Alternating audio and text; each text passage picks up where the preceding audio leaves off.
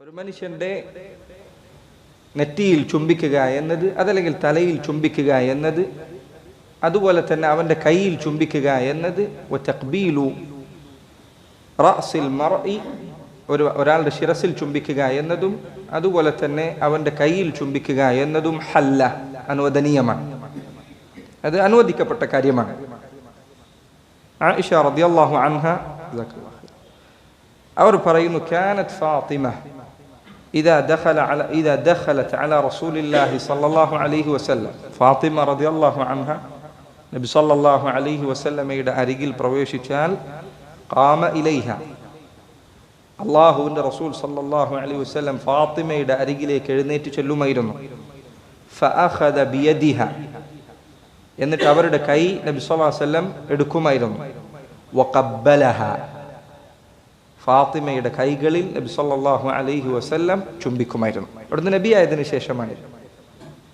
അപ്പോൾ ഒരാൾക്ക് തൻ്റെ മകളെ അല്ലെങ്കിൽ മകനെ അല്ലെങ്കിൽ മകന് തൻ്റെ പിതാവിനെ മാതാവിനെ അവരെ ചുംബിക്കാൻ എവിടെയാണ് ചുംബിക്കേണ്ടത്? അവരുടെ കൈകളിലാണ്. നമ്മുടെ നാട്ടിൽ തീരെ ഇല്ലാത്ത സ്വഭാവങ്ങളിൽ ഒന്നാണിത്.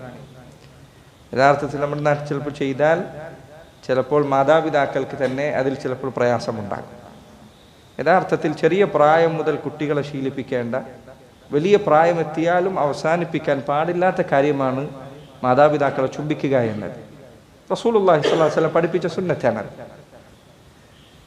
ഈ ഹദീസിൽ അവർ പറഞ്ഞു, അല്ലാഹുവിൻ്റെ റസൂൽ സ്വല്ലല്ലാഹു അലൈഹി വസല്ലം ഫാത്തിമയോട് ഇപ്രകാരം ചെയ്യുന്നത് പോലെ റസൂലുള്ളാഹി സ്വല്ലല്ലാഹു അലൈഹി വസല്ലം വീട്ടിലേക്ക് കയറി വന്നാൽ ഫാത്തിമ റളിയല്ലാഹു അൻഹ അവിടുത്തെ സ്വീകരിക്കാൻ വേണ്ടി എഴുന്നേറ്റ് ചെല്ലുകയും അവിടുത്തെ കയ്യിൽ ചുംബിക്കുകയും ചെയ്യുമായിരുന്നു. വലിയ കുട്ടിയായതിനു ശേഷം നമ്മുടെ പലരുടെയും വീടുകളിൽ ഒരു 4-5 വയസ്സ് എത്തിക്കഴിഞ്ഞാൽ, 6 വയസ്സ് 7 വയസ്സായി കഴിഞ്ഞാൽ പിന്നെ അതോടുകൂടി കുട്ടികൾ രക്ഷിതാവിനെ ചുംബിക്കുകയില്ല. അതെന്തോ ഒരു നാണക്കേടുള്ള കാര്യമായി കുട്ടികളും അതുപോലെ തന്നെ രക്ഷിതാക്കളും കണ്ടു തുടങ്ങും. അത് വേണ്ടതില്ല. യഥാർത്ഥത്തിൽ പരസ്പരം മാതാപിതാക്കളും മക്കളും തമ്മിൽ ഉണ്ടാകേണ്ട ഊഷ്മളമായ സ്നേഹബന്ധം അതിനെ നഷ്ടപ്പെടുത്തുന്ന കാര്യങ്ങളിൽ ഒന്നാണ്. പലപ്പോഴും ബന്ധങ്ങൾ പിന്നീട് കുറച്ചങ്ങ് നീണ്ടു കഴിഞ്ഞാൽ വരളമായി തുടങ്ങും. വളരെ വരണ്ട ബന്ധങ്ങളായി തീരും. കണ്ടു കഴിഞ്ഞാൽ അസ്സലാമു അലൈക്കും വലൈക്കും ഇത്ര മാത്രമായി തീരും. അങ്ങനെ ആകരുത് എന്നതറിയിക്കുന്ന കാര്യമാണ്. നമ്മുടെ മക്കളെ ഇതിൽ ശീലിപ്പിക്കണം. കുട്ടികളോട് സ്കൂളിൽ പോയി തിരിച്ചു വരുമ്പോൾ മോനെ ഉപ്പാനും ഉമ്മാനും വെക്കണം എന്ന് പഠിപ്പിച്ചു കൊടുക്കണം. البراء بن عازب رضي الله عنه അദ്ദേഹം പറയുന്നു, ദഖൽതു മഅ അബീ ബക്രിൻ അലാ അഹ്ലിഹി, അബൂബക്കർ സിദ്ദീഖിനോടൊപ്പം ഞാൻ അദ്ദേഹത്തിന്റെ വീട്ടിൽ പ്രവേശിച്ചു. فإذا عائشة ابنته مضطجعة قد أصابتها حمى, ഞാൻ ചെന്നപ്പോൾ ആയിഷ റളിയല്ലാഹു അൻഹ അവർക്ക് പനി ബാധിച്ചിരിക്കുന്നു. അബൂബക്കർ സിദ്ദീഖിന്റെ മകളാണ് ആയിഷ റളിയല്ലാഹു അൻഹ. فرأيت أباها فقبل خدها, ഞാൻ അബൂബക്കറിനെ ശ്രദ്ധിക്കുകയായിരുന്നു. അദ്ദേഹം ആയിഷയുടെ അരികിൽ ചെന്ന് ആയിഷയുടെ കവിളിൽ ചുംബിച്ചു. സുബ്ഹാനല്ലാഹ്.